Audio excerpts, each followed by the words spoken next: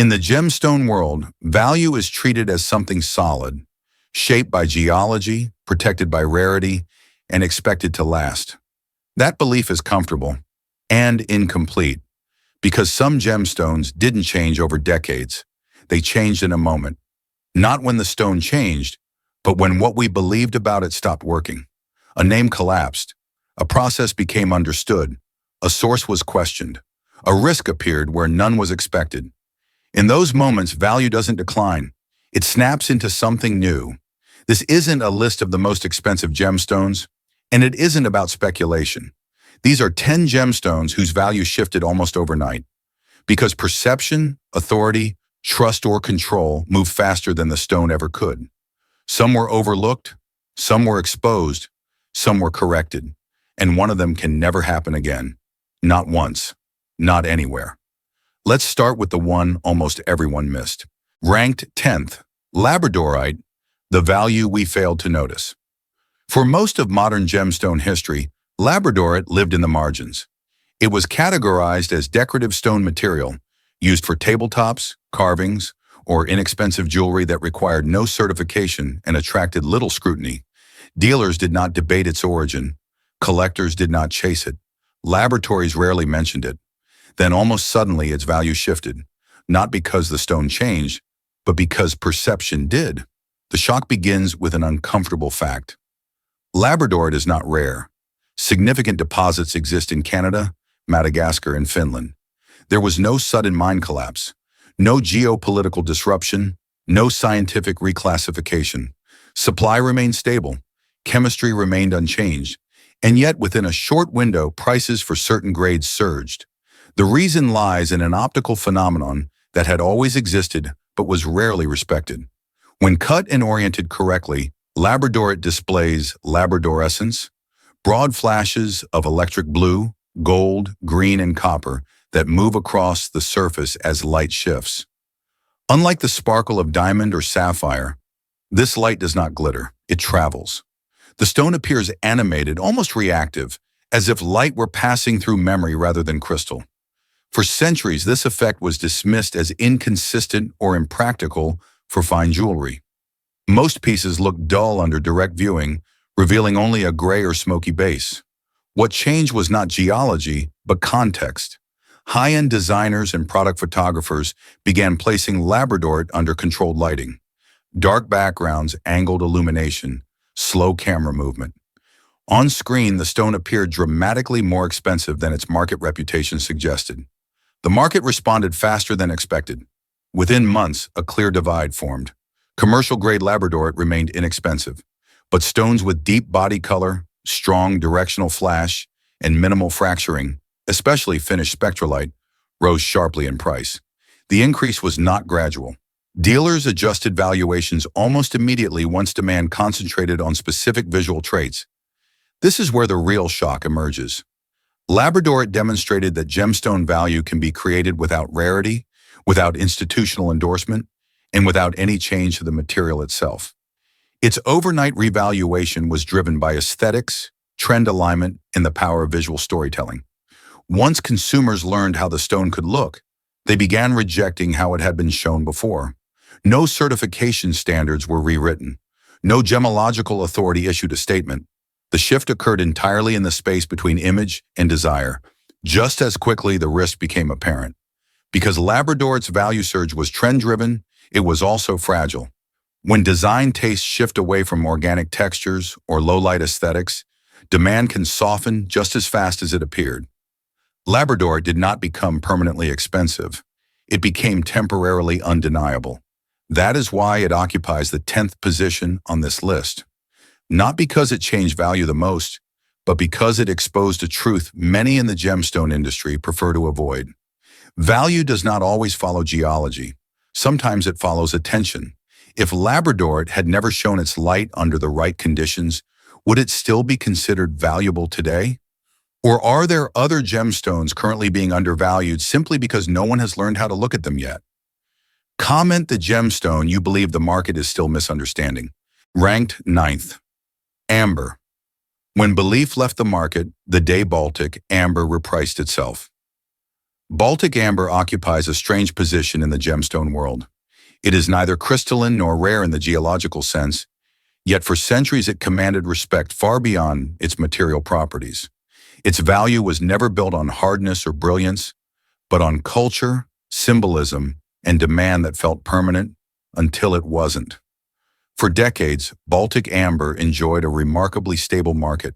Jewelry houses relied on it. Collectors trusted it. Entire regional economies along the Baltic coast were shaped around its trade. Unlike gemstones tied to speculation, amber moved quietly, predictably, almost immune to sudden shocks. Then the shock came, not from the ground but from the market. At its peak, demand for Baltic amber was driven heavily by East Asian buyers, particularly China, where amber carried strong cultural associations with health, heritage, and status. Prices climbed steadily as inventories were absorbed at an unprecedented pace. To many dealers, this demand looked structural, something that would last a generation. That assumption proved fragile. When consumer sentiment in China shifted, due to changing tastes, regulatory pressure on speculative collectibles, and growing skepticism toward inflated cultural commodities, demand contracted sharply. The effect was immediate. Shipments slowed, auctions softened. Wholesale prices adjusted downward almost overnight. What made the moment shocking was not the size of the correction, but its speed. Baltic amber did not lose value because it became less beautiful, less historic, or less meaningful. It lost value because the belief system supporting its price collapsed faster than expected. Unlike gemstones with certification bodies or tightly controlled supply chains, amber pricing relies heavily on buyer confidence. When that confidence disappeared, there was no institutional floor to stop the fall. Dealers who had treated amber as a stable asset suddenly found themselves holding inventory that the market no longer wanted at the same price. This moment exposed a critical truth. Amber's value was never geological. It was cultural liquidity. Baltic amber had survived wars, empires, and centuries of trade routes, but it could not survive a rapid change in collective desire. Within a single season, stones that once felt untouchable became negotiable. Premium carvings stalled. Beads sat longer in showcases. The market recalibrated, not gradually, but abruptly. And yet, this is not a story of collapse. It is a story of reset. Amber did not become worthless. It returned to a value closer to its material reality rather than its symbolic peak. For seasoned observers, this was not a failure of amber, but a reminder of how quickly cultural gemstones can reprice when attention moves elsewhere. That is why Baltic amber ranks 9th on this list. Not because it vanished overnight, but because it demonstrated how swiftly value can drain away when it depends almost entirely on belief. In the gemstone world, few materials reveal this vulnerability more clearly. When amber demand peaked, many believed it would last for decades. If you had owned Baltic amber at its highest point, would selling early have felt like wisdom or betrayal? Comment, sell, or hold, and explain why. Ranked 8th. Blue topaz. Transparency repriced everything. Blue topaz did not enter the market quietly. It arrived everywhere at once. Showcases filled with it. Catalogs relied on it. Entire color palettes in commercial jewelry were built around its crisp, uniform blue. It became so common that most people stopped asking a basic question. How could a gemstone with such precise, repeatable color exist in such volume? For a long time, no one needed the answer. In nature, topaz almost never forms vivid blue. When blue appears naturally, it is faint, uneven, and rare. They were the result of irradiation followed by controlled heat treatment, applied with consistency and scale. Within the trade, this was never a secret, but for years it remained abstract to buyers. Treatments were disclosed, certificates were issued, and sales continued smoothly. Blue topaz was transparent in documentation, yet opaque in understanding. The market relied on passive acceptance rather than true awareness. That balance broke the moment understanding caught up. As gemstone education expanded, through clearer certification language, retail explanation, and widespread online learning, consumers began to connect the dots. The color that defined blue topaz was not difficult to obtain. It was not unpredictable. It was reproducible on demand. And once that realization settled in, the stone's value logic unraveled with surprising speed. Blue topaz did not fall out of favor. It fell out of category. Retail prices adjusted first, quietly and quickly. Wholesale margins followed. What had once been positioned as accessible luxury was reframed as design material. The transition did not require scandal, exposé, or outrage. It happened because the market reached the same conclusion at roughly the same time. This is what makes blue topaz genuinely shocking. Many gemstones survive treatment disclosure because rarity remains intact. Blue topaz had no such anchor. Once the process behind its color became fully internalized, there was nothing left to protect its position. No branding could restore mystery. No certification could recreate uncertainty. The stone itself did not change. Its role did. Value shifted away from the material and into application. Setting, scale, and craftsmanship became the only remaining differentiators. Blue topaz stopped carrying value independently and began relying on context to justify its presence. This transformation did not take decades of reevaluation. It took comprehension.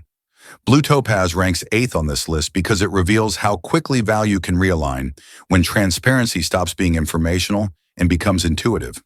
In a market where beauty is expected, repeatability is costly. Once rarity is replaced by certainty, pricing follows. When you first understood how blue topaz gets its color, did it change how you looked at the stone afterward? Comment it changed or it didn't. Ranked 7th, Zircon, the gemstone ruined by its own name. Zircon carries one of the most damaging reputations in the gemstone world, and it earned none of it through geology. For decades, the word itself triggered dismissal. Buyers confused it. Retailers avoided explaining it. Designers quietly substituted it. Not because natural zircon lacked beauty or history, but because its name had been hijacked by something else entirely. The shock surrounding zircon did not arrive with a discovery or a market boom. It arrived with a correction. Natural zircon is one of the oldest materials on Earth, with some crystals dating back over 4 billion years. It possesses high brilliance, strong dispersion, and optical properties that rival far more celebrated gemstones. In another timeline, zircon could have been iconic.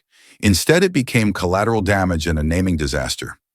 Cubic zirconia, an inexpensive lab-created diamond simulant, entered the market with a name that sounded close enough to cause permanent confusion.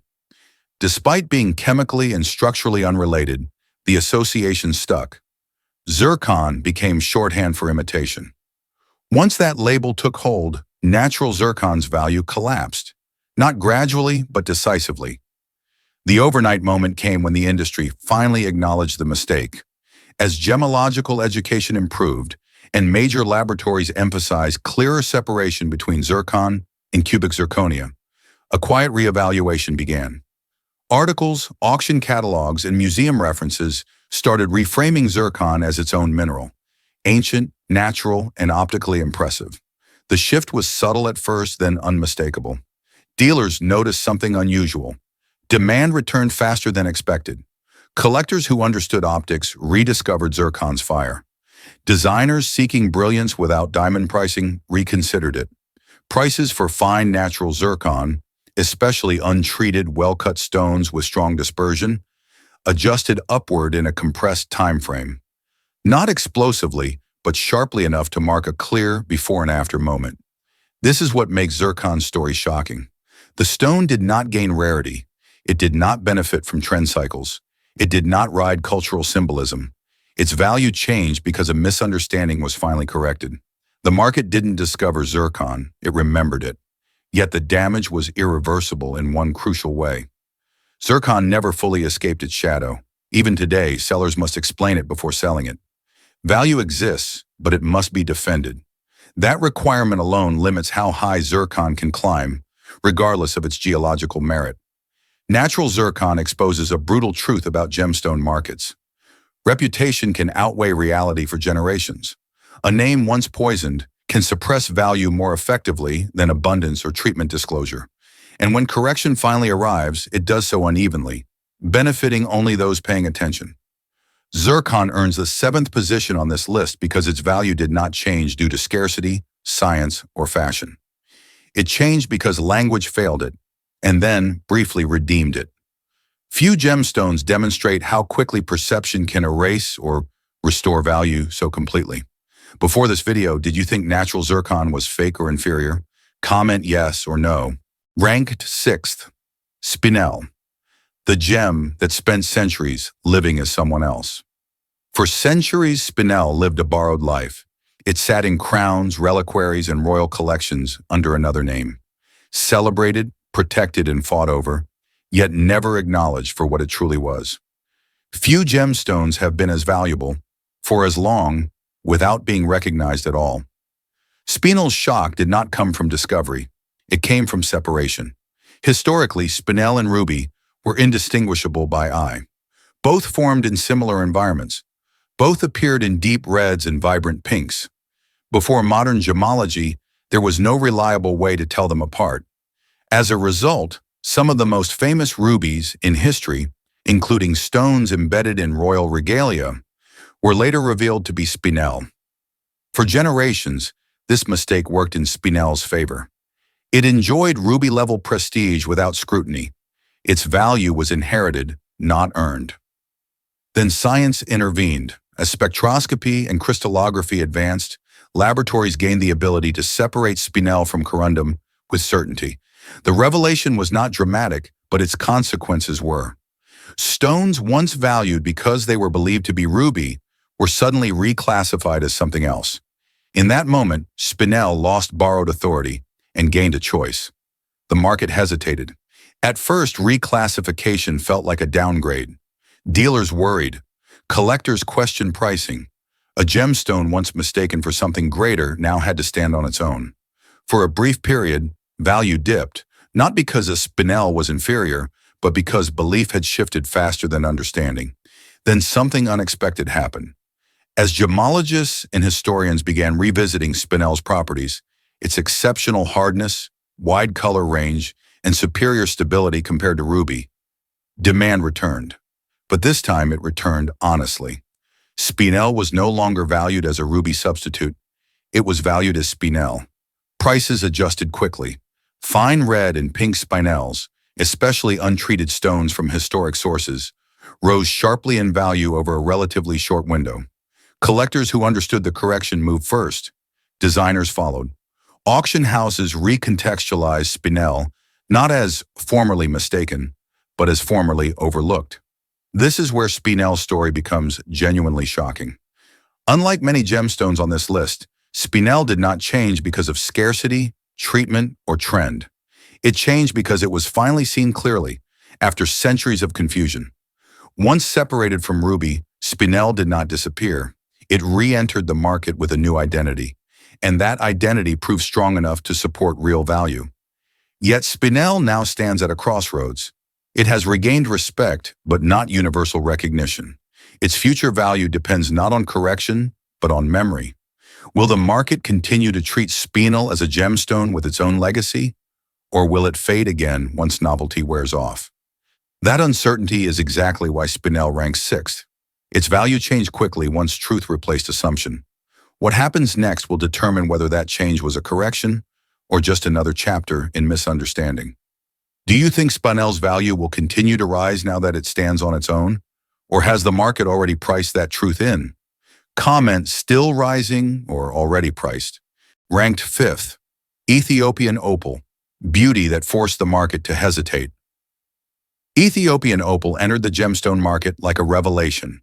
When significant deposits were discovered in the early 21st century, the stone stunned dealers and collectors alike. The colors were intense. The patterns were bold. Compared to traditional Australian opal, Ethiopian material appeared cleaner, brighter, and, most dangerously, abundant. For a brief moment, it looked like the opal market had been rewritten. Prices surged quickly. Designers embraced the stone. Collectors rushed in. Ethiopian opal offered something the market had long wanted: dramatic play of color at accessible prices. It felt like a rare alignment of beauty, supply, and opportunity. Then the question no one wanted to ask became unavoidable. Unlike most precious opal, Much of Ethiopian opal is hydrophane. This means it absorbs water. That property does not sound alarming until its consequences are understood. Hydrophane opal can temporarily lose transparency, change appearance, or become unstable when exposed to moisture, oils, or even humidity. At first, these issues were dismissed as edge cases, improper care, poor cutting, isolated incidents. They were not. As reports accumulated from jewelers, cutters, and consumers, the market reached a moment of reckoning. Stones returned cloudy, colors dulled after routine wear. In some cases, cracks appeared where none had existed before. The problem was not rare, it was material dependent, and when that realization spread, value adjusted with startling speed. Wholesale buyers became cautious almost overnight. Retailers rewrote care guidelines. Pricing models split sharply between hydrophane and non-hydrophane material. Stones that had commanded premium prices weeks earlier were suddenly treated as high-risk inventory. The shock was not aesthetic. Ethiopian opal remained visually spectacular. The shock was functional. In gemstone markets, beauty attracts attention, but reliability sustains value. Once uncertainty enters everyday wearability, pricing changes immediately. Ethiopian opal crossed that threshold faster than most stones because its defining risk emerged after mass adoption. This is what makes its value shift uniquely severe. Unlike treatments or naming confusion, hydrophane behavior cannot be marketed away. It must be managed, explained, and accepted. For some buyers, that risk is tolerable. For others, it is disqualifying. The market responded by repricing not the stone's appearance, but its usability. That repricing happened fast. Ethiopian opal did not collapse into obscurity. It fragmented. Exceptional, well-understood material retained value. Poorly disclosed stones did not. The overnight moment was not the loss of trust, but the sudden need to calculate risk where none had been expected before. Ethiopian opal ranks fifth because it demonstrates how quickly value changes when uncertainty moves from theory into daily reality. In gemstones meant to be worn, reliability is not optional. Once risk becomes visible, pricing follows immediately. If a gemstone looks extraordinary but carries real wearability risk, would you still choose it for jewelry? Comment worth the risk or not worth it. Ranked fourth, Alexandrite. When beauty was no longer proof. Alexandrite has always carried a promise few gemstones can make. It changes color. In daylight, it appears green to bluish green. Under incandescent light, it turns red or purplish red. This phenomenon is natural, rare, and scientifically elegant. For decades, that promise was enough to justify its status as one of the most respected collector stones in the world. Then the promise became harder to trust. Natural Alexandrite is extremely scarce. Fine quality material comes primarily from historic Russian deposits, with smaller sources elsewhere. Prices reflected that rarity, and the market treated natural Alexandrite as a benchmark gemstone, valuable not because of fashion, but because nature made it difficult to replace.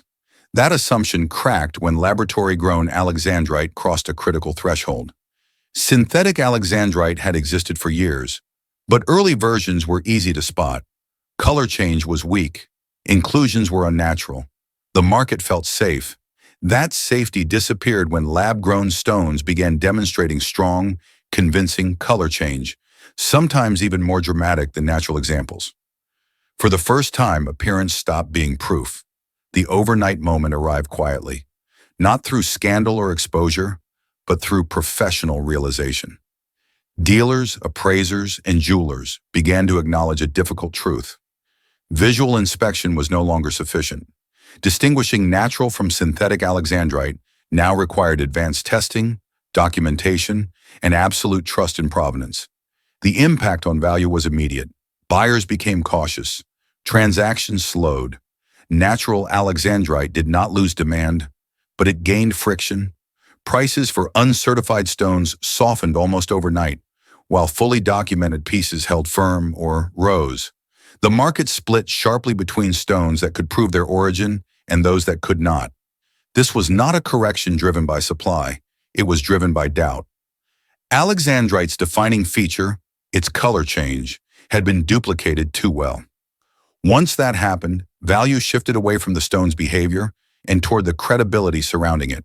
Certificates, laboratory reputation, and chain of custody suddenly mattered as much as the gemstone itself. This is what makes Alexandrite's story uniquely unsettling. Unlike gemstones affected by treatment disclosure or naming confusion, Alexandrite faced a crisis of trust. The stone still did what it always had, but the market could no longer rely on its appearance as evidence of authenticity. And when trust becomes conditional, value adjusts quickly. Natural Alexandrite did not collapse. It polarized. Exceptional stones with unquestioned documentation became even more desirable. Everything else became suspect. The repricing happened not because Alexandrite lost beauty or rarity, but because certainty became expensive. That shift occurred fast, faster than many in the trade expected. Alexandrite ranks fourth on this list because it reveals how fragile value becomes when trust is no longer implicit. In high-level gemstone markets, rarity is powerful, but credibility is decisive. Once proof replaces assumption, pricing follows immediately. If two stones look identical, but only one can be proven natural, which one would you trust enough to buy? Comment proof matters, or appearance is enough.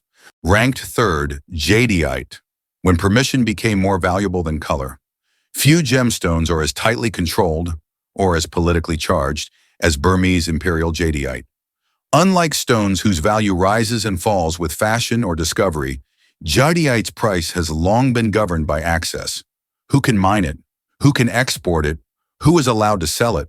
For decades, those answers were stable enough to feel permanent. Then authority intervened. Imperial-grade jadeite comes almost exclusively from northern Myanmar. Its vivid emerald green color, translucency, and texture place it at the absolute top of the jade hierarchy. In East Asian markets, especially China, imperial jadeite is not merely decorative, it is cultural capital. Prices reflected that status, climbing steadily under the assumption that supply would remain tightly constrained. That assumption broke with paperwork. When export controls, licensing rules, and enforcement practices shifted, jadeite did not become rarer or more abundant overnight. What changed was who could legally move it. The market felt the effect immediately. Shipments stalled, auctions hesitated, dealers reevaluated inventories whose legal status had suddenly become uncertain. Value reacted before beauty had time to matter. Some stones surged as buyers rushed toward material with unquestioned provenance. Others softened as uncertainty crept in. Identical-looking jadeite pieces began trading at dramatically different prices based solely on documentation and timing. The market split, not by quality, but by authority.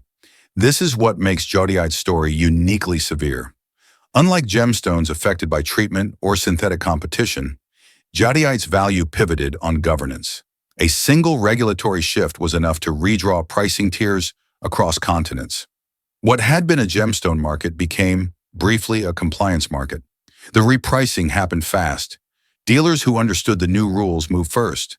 Those who did not were forced to adjust publicly. Prices were not negotiated down slowly.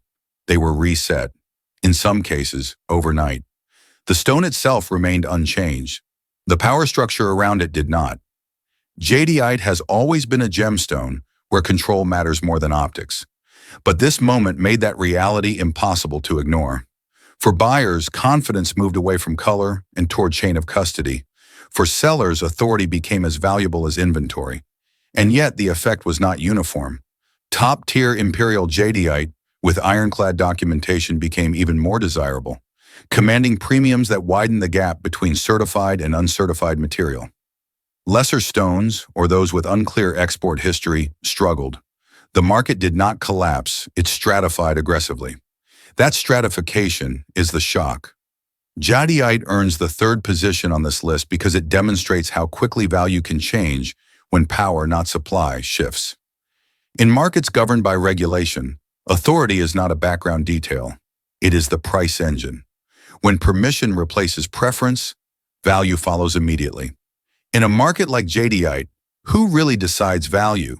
The stone itself or the system that controls it? Comment the stone, or the system. Ranked second, Paraíba Tourmaline, the day a name drew the line. Paraíba Tourmaline did not become valuable because it was beautiful. It became valuable because it was unrepeatable, or so the market believed. When electric blue-green tourmaline was first discovered in Brazil's Paraíba state in the late 1980s, it stunned the gem world. The color was unlike anything seen before, neon, saturated, almost glowing from within.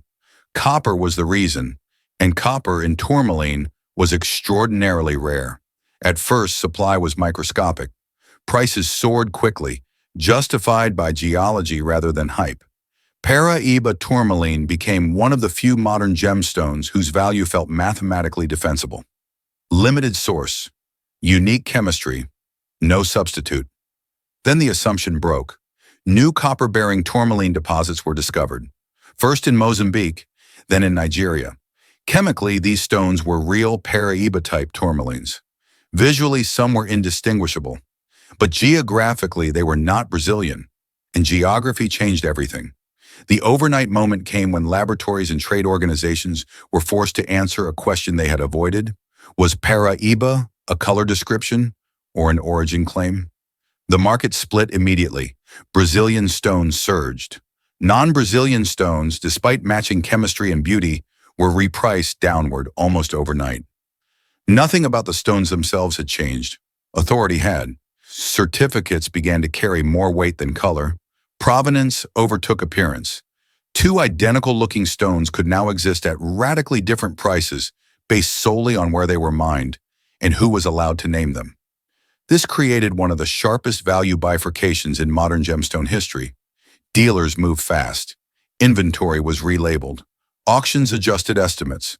Buyers who understood origin premiums acted decisively. Those who did not were left holding stones, the market suddenly treated as second tier. What makes Paraíba's case uniquely shocking is not that prices changed, but how quickly consensus formed. There was no prolonged debate, no slow transition. Once authority defined the boundary, the market obeyed. Paraíba Tourmaline revealed a hard truth. In high-value gemstones, naming power can outweigh chemistry. The stone did not lose its glow, but only one origin was allowed to keep the myth intact. Today, Paraíba Tourmaline remains extraordinary, but its value is no longer singular. It is tiered, controlled, and enforced by documentation. The shift from color-driven pricing to authority-driven pricing happened faster than most expected, and it never reversed. That is why Paraíba ranks second. It shows how quickly value can fracture when origin becomes law. In gemstone markets, beauty attracts attention, but permission decides the price. If two Paraíba tourmalines look identical, should origin alone decide which one is worth more? Comment, origin decides or color decides. In first place, Tanzanite. There will never be another Tanzanite. Tanzanite's story begins with a geographic constraint so absolute it borders on the unbelievable.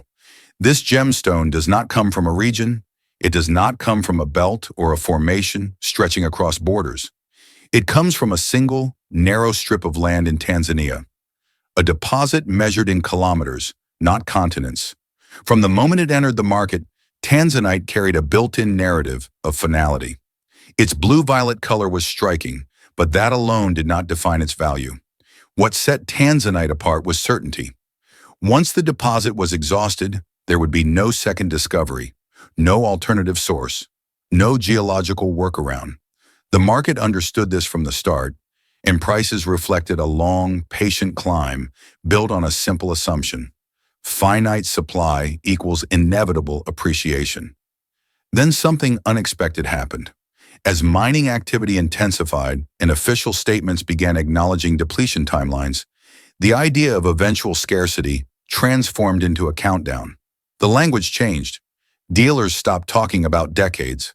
They started talking about years. That shift alone was enough to change behavior almost overnight. Buyers rushed to secure inventory. Collectors reassessed positions. Prices did not rise gradually, they reset. This was not speculation driven by trend or fashion. It was a supply shock rooted in geography. Tanzanite had crossed a psychological threshold, from gemstone to closing chapter. Once that happened, the market reacted with urgency rather than optimism. What made the moment truly shocking was its clarity. There was no debate about authenticity, no confusion over treatment, no question of naming rights or laboratory capability. Tanzanite's value pivoted because the end was no longer theoretical. It was measurable. And when an ending becomes measurable, value accelerates. The repricing happened fast. Stones that had lingered in dealer safes suddenly moved. Long-held inventory re-entered circulation at new benchmarks. Buyers who had waited for pullbacks realized there would be none. Tanzanite did not become more beautiful, it became more final. Yet this is not a story of guaranteed permanence. Tanzanite's future value now depends on a delicate balance between scarcity and substitution. Synthetics cannot replace its narrative, but changing taste can redirect attention. The market has priced in rarity, but rarity alone does not freeze demand forever. That tension is why Tanzanite stands at number one. Its value changed not because belief collapsed, authority intervened, or science complicated trust, but because time itself entered the pricing equation. Among all the gemstones on this list, Tanzanite is the clearest example of how quickly value can shift when the end is no longer hypothetical. When a gemstone supply is finite and its boundary is visible, the market does not wait. It moves. After seeing how value shifted across all 10 gemstones, which mattered more in the end, scarcity, authority, trust, or perception? Comment one word only. None of these gemstones changed overnight. The earth stayed the same. What changed was belief about rarity, authority, and what value was supposed to mean. These stones remind us of one quiet truth. In the gemstone world, value isn't permanent. It's conditional. The stone endures, but what we assign to it doesn't always.